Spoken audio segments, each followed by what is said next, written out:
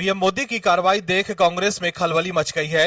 कांग्रेस के नेता ये सोच रहे हैं कि मोदी सरकार को बैकफुट पर ले आएंगे, लेकिन अब कांग्रेस मुश्किल में फंस गई है। कांग्रेस के खिलाफ कार्रवाई भी तेज हो गई है। राहुल गांधी के खिलाफ कोर्ट एक्शन में है, तो वहीं कांग्रेस की भी चिंता बढ़ गई है। वहीं कांग्रेस बीते कई दिनों से केंद्र सरकार की विदेश नीति पर सवाल उठा रही है। हाल ही में कांग्रेस नेता जयराम रमेश ने दावा किया कि अमेरिका ने अपने आर्मी डे परेड में पाकिस्तानी सेना प्रमुख को आमंत्रित किया है। इसे लेकर कांग्रेस ने भारत की विदेश नीति को पूरी तरह से असफल बताया था। अब बीजेपी ने कांग्रेस पर पलटवार किया है। बीजेपी सांसद निशिकांत दुबे ने सोशल मीडिया पर साझा एक पोस्ट में कांग्रेस पर जमकर भड़ास निकाली और पार्टी पर तुष्टीकरण की राजनीति को बढ़ावा देने का आरोप लगाया। बीजेपी सांसद निशिकांत दुबे ने सोशल मीडिया मंच एक्स पर साझा एक पोस्ट में लिखा है कि विपक्ष खासकर कांग्रेस ने पढ़ना लिखना बंद कर दिया है। पिछले 2-3 दिनों से पूरी कांग्रेस पार्टी कहती रही कि पाकिस्तान के आर्मी चीफ जनरल असीम मुनीर अमेरिका जा रहे हैं। यह पाकिस्तान का एक जाल था। अब पता चला कि व्हाइट हाउस या अमेरिकी सेना ने असीम मुनीर को कभी नहीं बुलाया। वहीं G7 शिखर सम्मेलन को लेकर भी कांग्रेस ने दावा किया था कि पीएम मोदी को न्योता नहीं मिला है, लेकिन पीएम मोदी G7 शिखर सम्मेलन में शामिल होने के लिए रवाना भी हो गए हैं। ऐसे में मोदी सरकार को घेरने का कांग्रेस की हर चाल फेल होती जा रही है और कांग्रेस एक्सपोज हो रही है कि किस हद तक जाकर वो राजनीति कर रही है। वही विदेश नीति को लेकर आप दर्शक अगर पीएम मोदी के साथ है तो कमेंट में यस जरूर लिखिए, ताकि विपक्ष को साफ संदेश जाए कि जनता पीएम मोदी के साथ है। इसके अलावा इस खबर में आगे सब कुछ बताएंगे आपको डिटेल में कि कैसे कांग्रेस की बढ़ गई है आफत। इसके अलावा दूसरे खबरों के बारे में भी बात करेंगे, तो बने रहिए हमारे साथ अंत तक और देखिए हमारी ये खास रिपोर्ट। साथ ही आप दर्शकों से विनम्र निवेदन है कि अगर अब तक आपने चैनल को सब्सक्राइब नहीं किया है तो अभी कर लीजिए। राहुल गांधी की चिंता लगातार बढ़ती जा रही है। राहुल गांधी कोशिश तो खूब करते हैं कि मोदी को घेर लें, लेकिन हर बार वो खुद ही घिर जाते हैं। गांधी का दांव हर बार उल्टा पड़ता है और अब गांधी भी कोर्ट के चक्कर में फंस गए हैं। लगातार राहुल के लिए कोर्ट से बुरी खबरें आ रही हैं। राहुल गांधी सोच रहे थे कि वो कुछ भी करेंगे और बच जाएंगे, लेकिन अब देश की अलग अलग अदालतों में उनके खिलाफ मामला चल रहा है। वहीं अब एक मामले को लेकर बड़ी खबर आई है। दर्शकों, राहुल गांधी और कांग्रेस की राजनीति ही पूरी तुष्टीकरण पर ही ठहरी हुई है, लेकिन राहुल गांधी ने हमेशा से ही वोट बैंक के लिए खास समाज का तुष्टीकरण किया है। वो तुष्टीकरण को एक ऐसे टूलकिट की तरह प्रयोग करते हैं जिसको वर्गला कर वो वोट हासिल कर सके। समझने वाली बात तो ये है कि राहुल गांधी और कांग्रेस ने हमेशा से ही देश के अल्पसंख्यक समुदाय के दम पर सत्ता हासिल की और बाद में उसी को नकार दिया। ऐसे ही एक मामले में राहुल गांधी पर सुनवाई हुई है।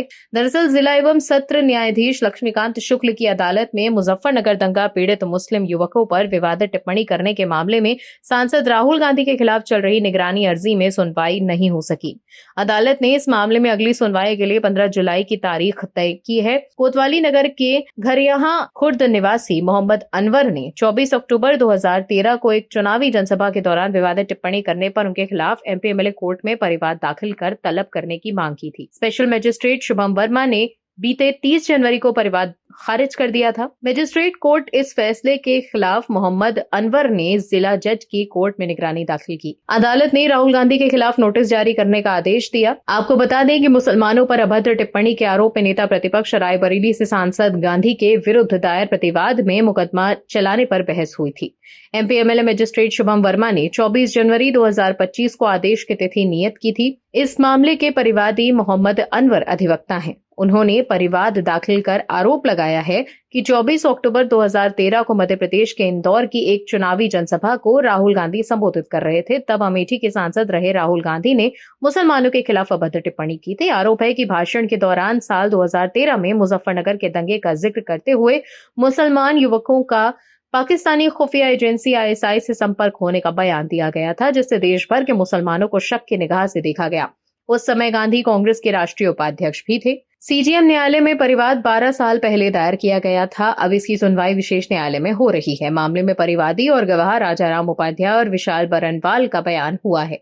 इसके अलावा दूसरे मामले में भी राहुल गांधी के लिए कोर्ट से बड़ी खबर आई है। हाल ही में इलाहाबाद हाई कोर्ट की लखनऊ बेंच ने गांधी को भारतीय सेना पर टिप्पणी करने के लिए आड़े हाथों लिया था और जारी समन के खिलाफ उनकी याचिका को खारिज कर दिया। कोर्ट ने कहा कि अभिव्यक्ति की स्वतंत्रता किसी को भी सेना के खिलाफ अपमानजनक टिप्पणी करने की आजादी नहीं देती।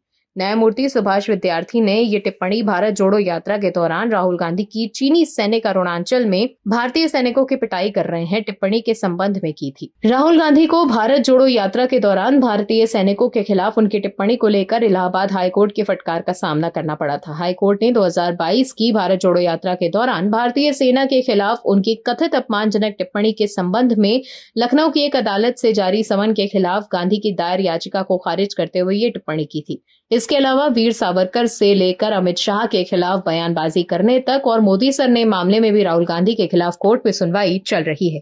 कांग्रेस के लिए लगातार बुरी खबरें आ रही हैं। कांग्रेस के नेता ये सोच रहे थे कि वो हमेशा सत्ता में रहेंगे, लेकिन सत्ता से बाहर होने के बाद अब पार्टी की चिंता बढ़ती जा रही है। कांग्रेस ने अपने शासन के दौरान जो किया था उसका हिसाब हो रहा है। कांग्रेस के कार्यकाल में भ्रष्टाचार की खूब खबरें आई थी। याद कीजिए वो दौर जब कांग्रेस की केंद्र में सरकार थी और लगातार बड़े घोटाले वहां पर उजागर होते थे, जिसके बाद कांग्रेस से तंग आकर जनता ने उसे बाहर का रास्ता दिखा दिया, जिसके बाद बीजेपी की प्रचंड बहुमत की सरकार बनी। पीएम मोदी ने पहले ही कह दिया था कि भ्रष्टाचार के खिलाफ वो जीरो टॉलरेंस की नीति अपनाएंगे। पीएम मोदी ने साफ कर दिया था कि न खाऊंगा न खाने दूंगा। समझने वाली बात यह है कि आज जब जांच एजेंसी देश भर में कांग्रेस की हालत खराब कर चुकी है, तो कांग्रेस को इस बात का बिल्कुल ख्याल ही नहीं है कि जांच एजेंसी बिल्कुल भी किसी के दबाव में काम नहीं करती। ईडी एक स्वतंत्र संस्था है, लेकिन कांग्रेस तो कुंठा से ग्रसित है। दरअसल ईडी की कार्रवाई से कांग्रेस में खलबली मच गई है। ईडी के निशाने पर राहुल गांधी, सोनिया गांधी और रॉबर्ट वाड्रा पहले से ही थे। वहीं अब कांग्रेस भवन को भी ईडी की ओर से अटैच कर दिया गया है। दर्शकों, छत्तीसगढ़ के चर्चित शराब घोटाला मामले में ईडी ने सुकमा जिला मुख्यालय में बने कांग्रेस भवन को अटैच किया है। देश में किसी राजनीतिक दल का ये पहला कार्यालय होगा जिसे प्रवर्तन निदेशालय ने अटैच किया हो। जांच के दौरान एजेंसियों को ये पता चला कि सुकमा में कांग्रेस भवन का निर्माण शराब घोटाले के पैसे से हुआ था। इसके साथ ही तत्कालीन आबकारी मंत्री कवासी लखमा के बेटे हरीश कवासी का सुकमा में बना मकान और रायपुर में कवासी लखमा का मकान भी अटैच किया गया है। ईडी ने सुकमा को कांग्रेस भवन पर ताला लगा दिया है। कांग्रेस ने इसे सियासी साजिश बताया। प्रवर्तन निदेशालय यानी ईडी ने एक बड़ा एक्शन लेते हुए कांग्रेस नेता और जेल में बंद पूर्व कैबिनेट मंत्री कवासी लखमा और उनके बेटे हरीश लखमा की 6 करोड़ रुपए की संपत्ति अटैच कर दी है। ईडी की इस कार्रवाई में सुकमा स्थित कांग्रेस कार्यालय भवन को भी अटैच कर दिया गया है, जो लखमा परिवार के स्वामित्व में बनाया गया था। अटैच की गई संपत्तियों में सुकमा स्थित बहुमूल्य भूमि, भवन और बैंक खातों में जमा राशि भी शामिल है, जिन्हें ईडी में जब्त किया है। आपको बता दें कि ईडी ने कवासी लखमा को प्रोटेक्शन मनी के तौर पर हर महीने 2 करोड़ रुपए मिलने की बात पहले ही कह दी थी। वहीं ईडी की इस कार्रवाई के साथ ही राजनीतिक गलियारों में भी खलबली मची हुई है। कांग्रेस ने बीजेपी पर जोरदार हमला बोला। छत्तीसगढ़ कांग्रेस के प्रदेश संचार प्रमुख सुशील आनंद शुक्ला ने कहा कि मोदी सरकार के निर्देश पर केंद्रीय एजेंसियां अपनी सीमाओं को लांघ रही हैं। सुकमा जिला कांग्रेस कमेटी के कार्यालय को ईडी ने अटैच किया है। ये बीजेपी के राजनीतिक षड्यंत्र का हिस्सा है। कांग्रेस पार्टी अपनी आय का एक पाई का हिसाब दे देगी। क्या ईडी 150 करोड़ की लागत से बने कुशाभाऊ ठाकरे परिसर और 500 करोड़ के आरएसएस कार्यालय का हिसाब लेगी? कांग्रेस कह रहे हैं कि बीजेपी के इशारे पर केंद्रीय एजेंसियां अपनी सीमाओं को लांघ रही हैं।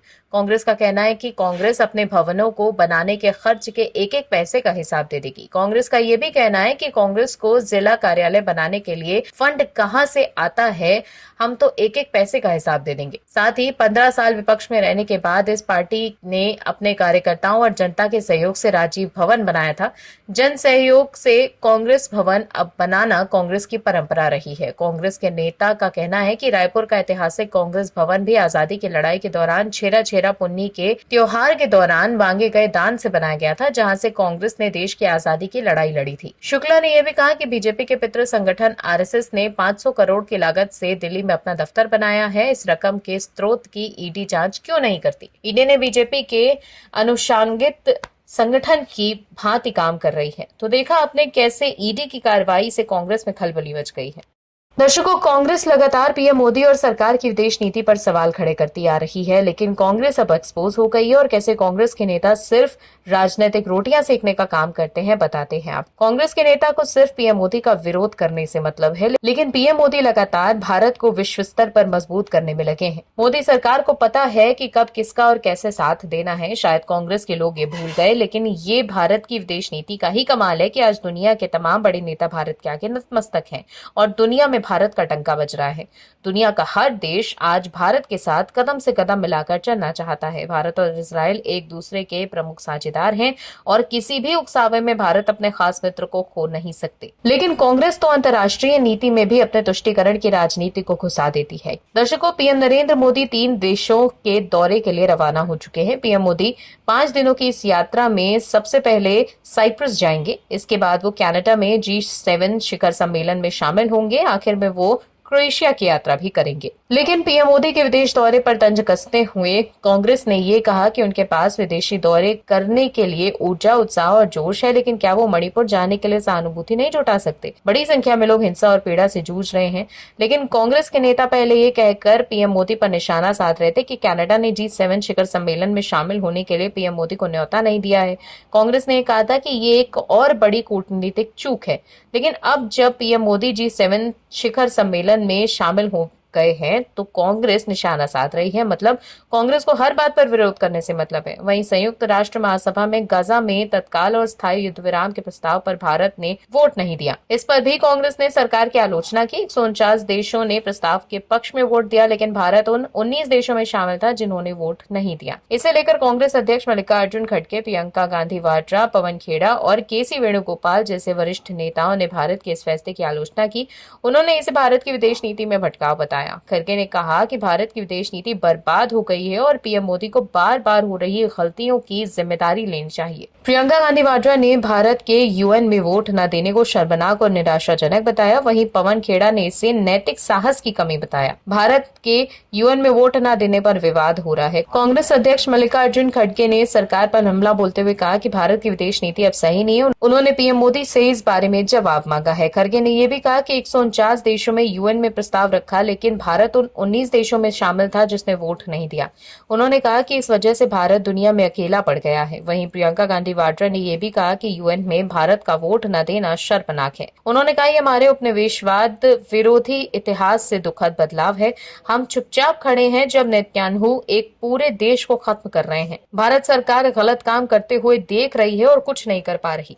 वहीं भारत के UN में स्थायी प्रतिनिधि P हरीश ने कहा कि भारत का वोट न देना पहले के वोटों जैसा ही है। उन्होंने कहा कि भारत बातचीत और शांति से समस्या का समाधान निकालने का विश्वास रखता है। अमेरिका, इजराइल और 10 अन्य देशों ने इस प्रस्ताव के खिलाफ वोट दिया। ब्रिटेन, ऑस्ट्रेलिया और जापान जैसे अमेरिका के सहयोगी देशों ने प्रस्ताव का समर्थन किया। इस पूरे मामले में कांग्रेस सरकार पर हमला कर रही है। कांग्रेस का कहना है कि सरकार ने भारत की विदेश नीति को कमजोर कर दिया है। वहीं सरकार का कहना है कि उसने सोच समझकर वोट नहीं दिया। सरकार का मानना है कि बातचीत से ही इस समस्या का समाधान हो सकता है। Bureau report, OMH news. आप दर्शकों से विनम्र निवेदन है कि चैनल को सब्सक्राइब जरूर करें